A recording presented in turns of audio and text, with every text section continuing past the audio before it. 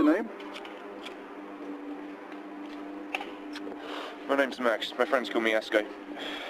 What do you think the issue is in Britain today? I think the issue in Britain is today that we have a higher rate of crime than we used to. I mean, I know youth cultures have always had quarrelling factions, but more recently the crime has become greater because certain youth culture in particular, you may have heard of it as chav, it tends to promote misogyny, the sex trade, violence, gang violence mainly, and belligerent substance abuse, promiscuity, that kind of thing.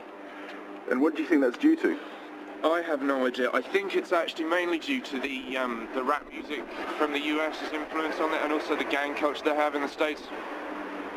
Do you think it has anything to do with breakdown discipline at school or anything like that, or do you think it's mainly driven by... I think it is driven by that as well, but to a lesser extent perhaps. I mean, schools nowadays are less good at disciplining their kids. I mean, I was educated at Newport Free Grammar School, just over the border from Cambridge in Newport, Essex. Really nice place. A lot of lovely people there. Some assholes there, but you get assholes everywhere, don't you? That's quite right. And how did they deal with discipline?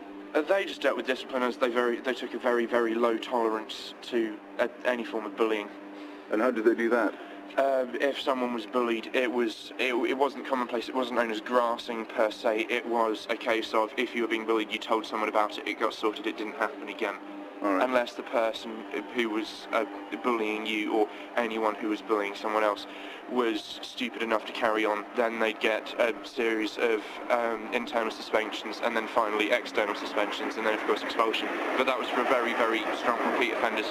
And what do you think about corporal punishment? Do you think that would help in certain parts of the country? Corporal punishment, if in the rougher schools, maybe corporal punishment, but I just think, you know, if someone's been bad, I reckon they should be punished accordingly. Not necessarily corporal punishment, if you know what I mean.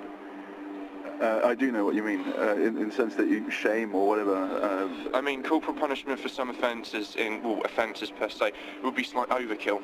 But what about bullying? If you had the big guy who was quite strong, who used his physique to bully people. Throw his weight around. Yeah. Yeah. I mean, that's the best way. Beat him senseless with an iron bar. All right, well, thanks so much.